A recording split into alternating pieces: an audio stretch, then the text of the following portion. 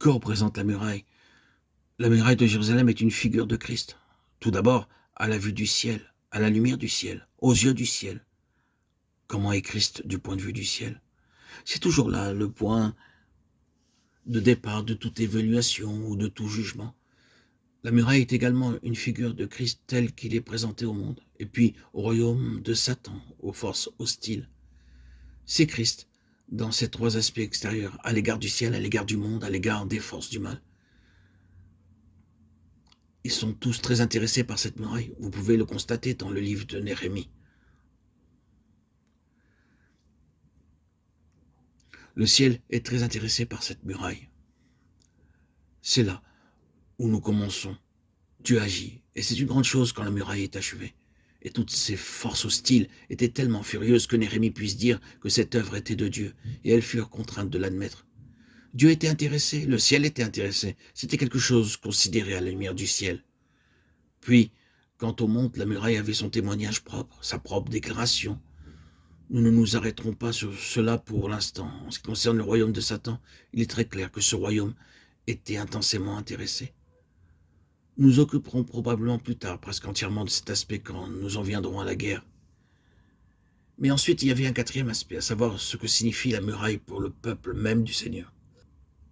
En d'autres termes, ce que Christ représente pour le peuple de Dieu, comme forteresse grande, défensive, englobant tout, et ce qu'il signifie par la communication glorieuse de ses excellences et de ses perfections à son propre peuple. La dernière mention des murailles dans la Bible est celle d'une muraille de magnificence, de pierres précieuses. Il s'agit des perfections, des gloires de Christ et du peuple de Dieu qui, devant Dieu, se trouve au bénéfice de ces choses. Ainsi donc, la muraille est une figure de Christ sous ce quadruple aspect. En revenant en arrière, vous vous souvenez qu'Abraham, ou Abram, comme il s'appelait alors, se sépara de Babylone, de la Chaldée et de tout ce que cela signifiait. Et il nous est dit qu'il attendait la cité qui a de solides fondements. Hébreux 11:10. Le type de cette cité céleste, cette nouvelle Jérusalem qui finalement, dans son parachèvement, descendra du ciel d'auprès de Dieu, ayant la gloire de Dieu. Apocalypse 21:10.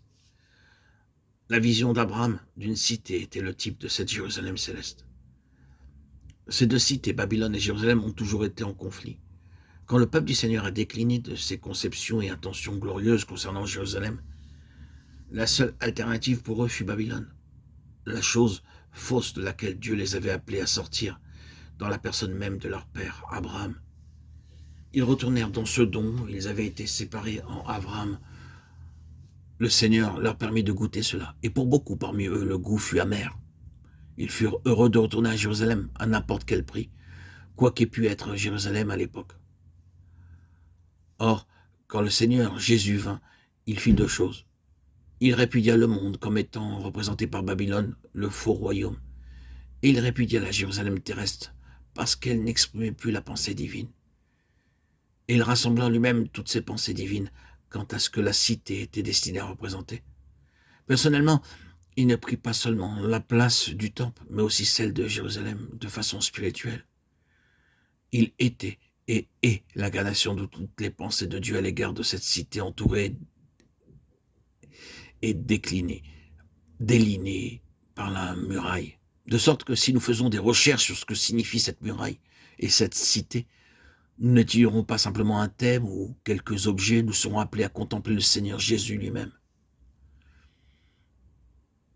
Il est très important que nous oublions parfois nos illustrations, que nous allions derrière nos types et nos figures et regardions directement ce qu'ils représentent. Que dis-je?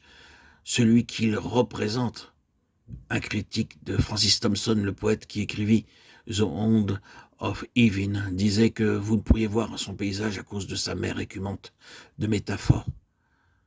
Parfois, notre symbolisme voile, cache, obscurcit ce qui est typifié.